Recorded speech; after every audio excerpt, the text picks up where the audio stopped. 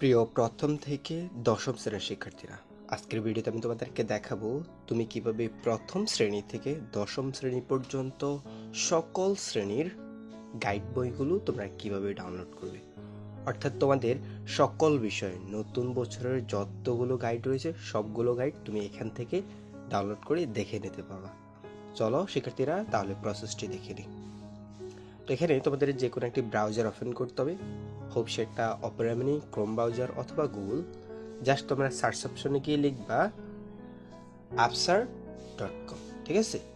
এই যে এটা লিখি তুমি যখন সার্চ করবা তখন তোমাকে তাদের যে মূল ওয়েবসাইটটি সেখানে নিয়ে যাবে।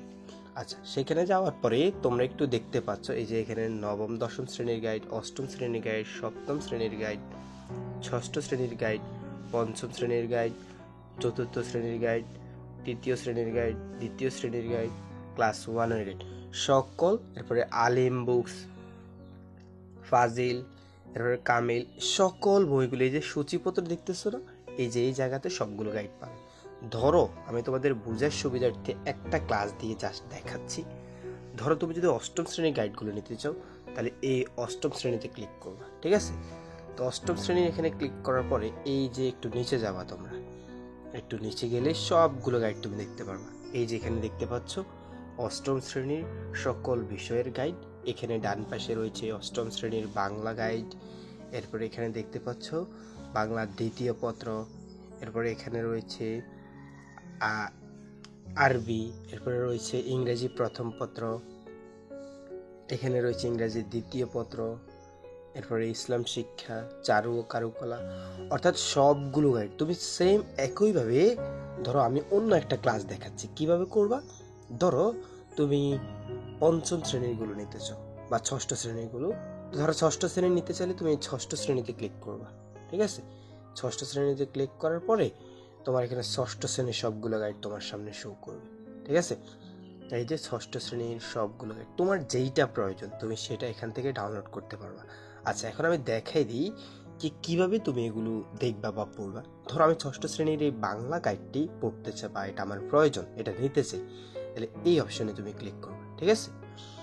এটাতে ক্লিক করার পরে এটার মধ্যে ক্লিক করার পরে তুমি দেখতে পাবা একটু নিচে যাওয়া, একটু নিচে যেতে হবে তোমাকে, ঠিক আছে।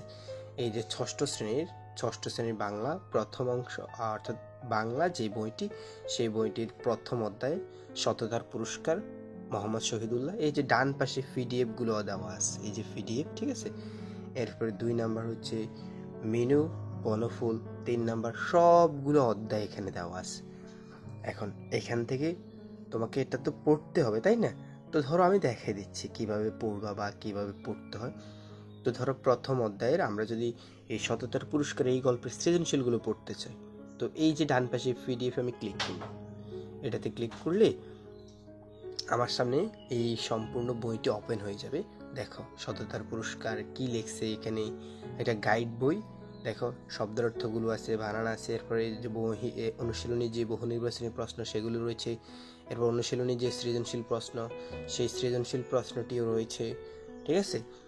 এই যে শততার পুরস্কার গল্পের মূল সৃজনশীল, বইয়ের সৃজনশীলের পাশাপাশি আরো অতিরিক্ত কয়েকটা সৃজনশীল দেওয়া আছে, ঠিক আছে। অর্থাৎ তোমাদের এই পাঠের যেই পড়াগুলো তোমাদের পরীক্ষার জন্য পড়তে হবে সবগুলো বিষয় এখানে সাজানো আছে, ঠিক আছে। এটাই হচ্ছে তোমাদের গাইড, ঠিক আছে। এইভাবে তোমরা প্রত্যেকের শ্রেণী অনুযায়ী, ক্লাস অনুযায়ী যেই কোনো বিষয়ের গাইড তোমরা এখান থেকে ডাউনলোড করে তোমাদের পড়াগুলো তোমরা এখান থেকে শিখে নিতে পারবে।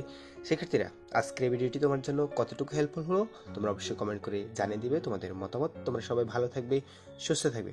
ধন্যবাদ সবাইকে।